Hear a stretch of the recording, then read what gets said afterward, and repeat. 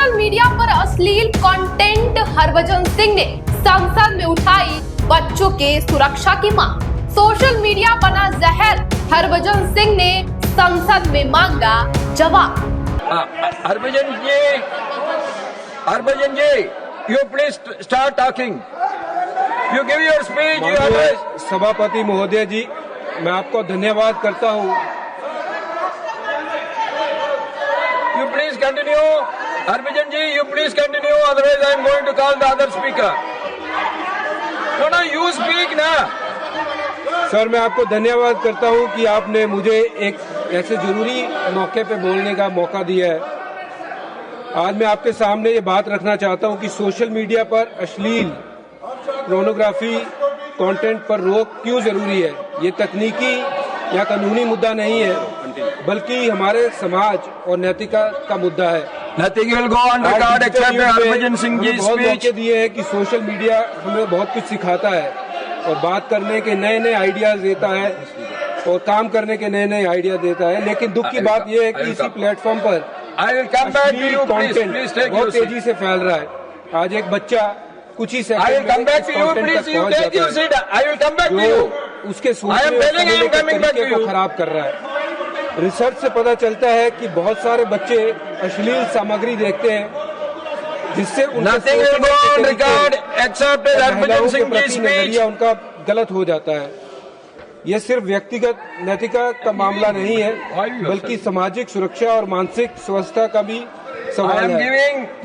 माननीय सभापति महोदय जी, मैं सरल उदाहरण देना चाहता हूं कि 13-14 साल का बच्चा जो अभी जीवन के सही और गलत सीख रहा है, वो सोशल मीडिया पर लगातार अश्लील वीडियो और तस्वीरें देखता है, तो उसके मन में महिलाओं के प्रति सम्मान की भावना कैसे जाग सकती है।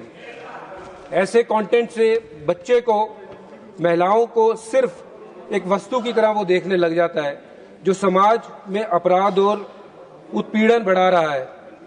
दुनिया के कई देशों ने इस खतरे को समझा है और कदम उठाए हैं।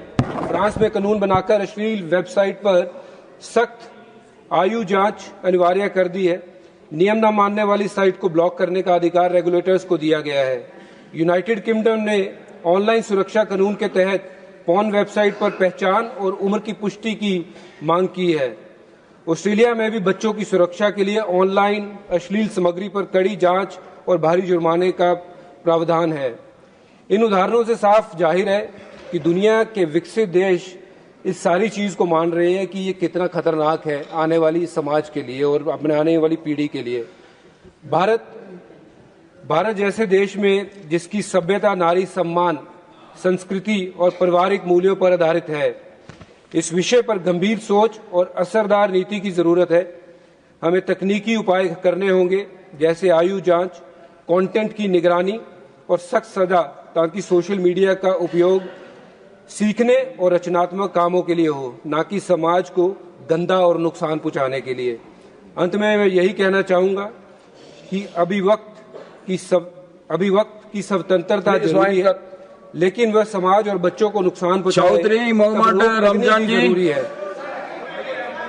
सर, सारा हम जानता है कि कल एक मैरिज फंक्शन में डॉक्टर फारूक अब्दुल्ला साहब गए थे और उस मैरिज फंक्शन में पॉइंट ब्लैंक रेंज पर उस पर फायर किया गया है। जो उसके पास एसपीजी का कवर था, नो रनिंग कमेंट्री प्लीज, और जो उसके अपने वर्कर्स आसपास थे, ये उनकी मेहरबानी है कि उन्होंने उसको ओवर पावर किया, उस एसएलएंट को, और उसको बचाया, उसकी जिंदगी बची। लेकिन अफसोस की बात यह है, जो रियासती पुलिस थी वो कहीं नहीं थी। शर्म करो। और इस इंसिडेंट में डिप्टी चीफ मिनिस्टर साहब जो ऑनरेबल फारूक साहब के साथ थे, वो जख्मी हो गए। इन स्पाइट ऑफ दैट उन्होंने उस एसएलएंट को ओवर पावर किया, डिप्टी चीफ मिनिस्टर ने, और उसके जो साथी थे अपनी गाड़ी में भर दिया और अब फिर थाने में गए, उसको थाने में बंद करवा दिया। मैं ये कहना चाहता हूं, ये पुलिस गई कहां थी? मैं ये कहना चाहता हूं कि रियासत में कोई सिक्योरिटी का नहीं है। आपने पहलगाम भी देखा, एलजी ने ओन किया कि मैं रिस्पॉन्सिबल हूं उस इंसिडेंट का, उसके बाद भी कुछ भी नहीं हुआ। आज जब डॉक्टर फारूक अब्दुल्ला साहब, जिसकी कंट्रीब्यूशन है, 3 बार चीफ मिनिस्टर रहे, और 90s में रियासती जम्मू कश्मीर खो गई थी, ये डॉक्टर फारूक साहब की ही मेहरबानी है कि उन्होंने उसको कश्मीर को फिर से नेशनल मेन स्ट्रीम में लाया। अगर इंसिडेंट आज होता तो सारा कश्मीर टर्मोइल में फिर जाता है। रियासत को मिलनी चाहिए, स्टेटहुड वापस मिलना चाहिए और डॉक्टर फारूक साहब की जो सिक्योरिटी है उसको अपग्रेड किया जाना चाहिए। ये मेरी गुजारिश है इस सदन से।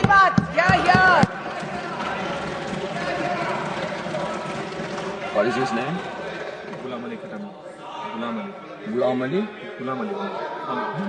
Mr. Ghulam Ali ji.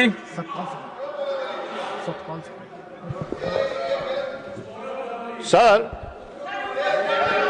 Nuisance sir पिछले 40 साल में जम्मू कश्मीर में एक गरीब कश्मीरी को जो पूछता था, जो कांग्रेस से लगता था, इन्होंने उसको मजबूर किया और इन्होंने तकरीबकारी को बढ़ावा दिया। इन्होंने पिछले 40 सालों में मासूम कश्मीरी को इन्होंने गन पॉइंट पे मजबूर किया और ये कातिल है। इन्होंने कब्रिस्तान भरे हैं 40 सालों में, ये झूठ बोलते हैं और मैनेज किया है।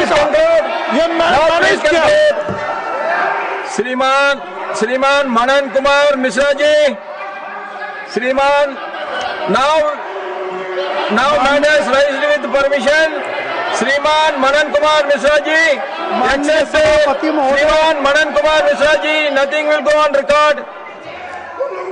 भारत विविध भाषाओं और संस्कृतियों का देश है। प्रत्येक भाषा की अलग अलग पहचान है, महत्व है। Please, all of you, please take your seat. Bhojpuri भाषा आज देश के करोड़ों नागरिकों की मातृभाषा है। उत्तर प्रदेश, बिहार, झारखंड, दिल्ली सहित देश के अनेक राज्यों में भोजपुरी भाषा बोली जाती है।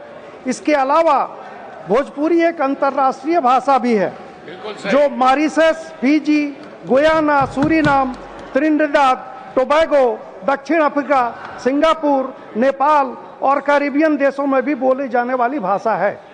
अब तो अंतर्राष्ट्रीय क्रिकेट खेलों का कमेंट्री भी भोजपुरी में होने वाला है, हो रहा है। मान्यवर, भारत का बिहार और उत्तर प्रदेश इस भाषा की जननी है।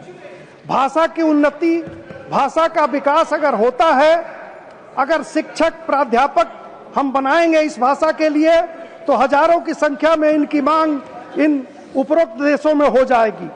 मान्यवर, इतने व्यापक उपयोग और समृद्ध साहित्यिक और सांस्कृतिक विरासत के बावजूद आज तक भोजपुरी भाषा को संवैधानिक मान्यता एवं राष्ट्रीय स्तर पर अपेक्षित प्राथमिकता प्राप्त नहीं हो पाई है। इसके कारण शिक्षा, प्रशासन और सरकारी योजनाओं में भोजपुरी भाषा का समुचित उपयोग सुनिश्चित नहीं हो पाता है।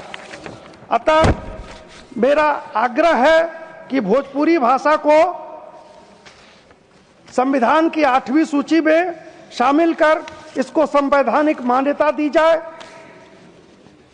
जब देश की अन्य क्षेत्रीय भाषाओं के संरक्षण और प्रोत्साहन की बात की जा रही है, तो भोजपुरी भाषा के साथ भी समान व्यवहार किया जाना चाहिए।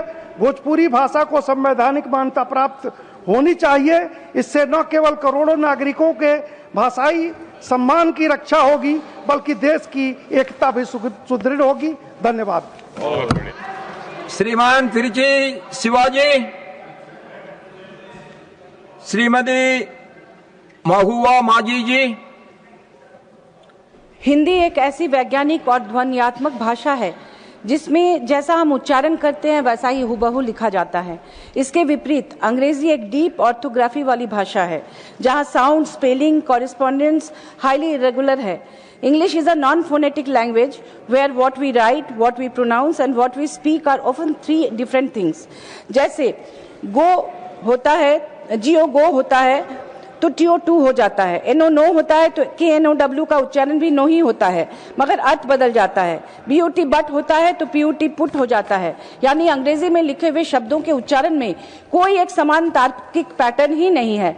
इस वैज्ञानिक भिन्नता को समझे बिना हमारे सरकारी रिकॉर्ड में हिंदी नेम्स एंड टर्म्स को लिखते समय भारी फोनेटिक डिस्टॉर्शन हो रहा है। अंग्रेजी की अवैज्ञानिक ऑर्थोग्राफी के आधार पर हिंदी नामों का ट्रांसलिट्रेशन किया जा रहा है। इससे ध्वनियों की वैज्ञानिक संरचना संरचना टूट रही है। हिंदी शब्दों में आए दीर्घी और छोटी दीर्घ ऊ और छोटा ऊ को अंग्रेजी में लिखते समय काफी ज्यादा अशुद्धियां पाई जाती हैं। पार्लियामेंट में भी सांसदों के नाम के साथ श्री और श्रीमती लिखते वक्त अंग्रेजी में SHRI और SHRIMATI लिखा जाता है। हिंदी के हिसाब से वह अशुद्ध है, क्योंकि हिंदी में श्री और श्रीमती में दीर्घी लिखा जाता है, छोटी ई नहीं। और दीर्घी लिखते समय अंग्रेजी का डबल ई और छोटी लिखते समय इंग्लिश का आई। इसके हिसाब से किसी के नाम के पहले श्री लगाना हो तो SHREE लिखना चाहिए, न कि SHRI। ये एरर्स फोनोलॉजिकल मिसमैच पैदा करते हैं। नाम के पहले लगाए जाने वाले श्री शब्द को हल्के में कभी नहीं लेना चाहिए। इसका अपना समृद्ध इतिहास है, अपनी गरिमा है। आज जो हिंदी या देवनागरी का श्री हम लिखते हैं वह लगभग 2-2.5 हजार साल के विकास के बाद ब्राह्मी से बदलकर संस्कृत, हिंदी, मराठी, बंगाली, असमिया, गुजराती जैसी अलग अलग भारतीय लिपियों में आया है। भारत के इतिहास में श्री केवल एक सम्मान सूचक शब्द ही नहीं था, बल्कि इसे राजकीय मोहरों, प्राचीन मंदिरों, शिलालेखों, ताम्रपत्रों और प्राचीन सिक्कों पर भी लिखा जाता था। अतः श्री को अंग्रेजी में SHREE न लिखकर SHRI श्री लिखना सिर्फ भाषा की गलती नहीं बल्कि नागरिकों का आइडेंटिटी एरर है।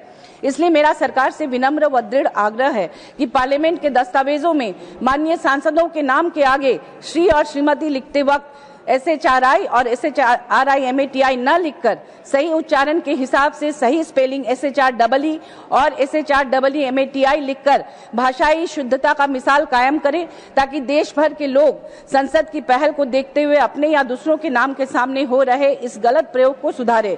आज भारत में कोई भी साइंटिफिक नेशनल ट्रांसलिटरेशन स्टैंडर्ड मौजूद ही नहीं है।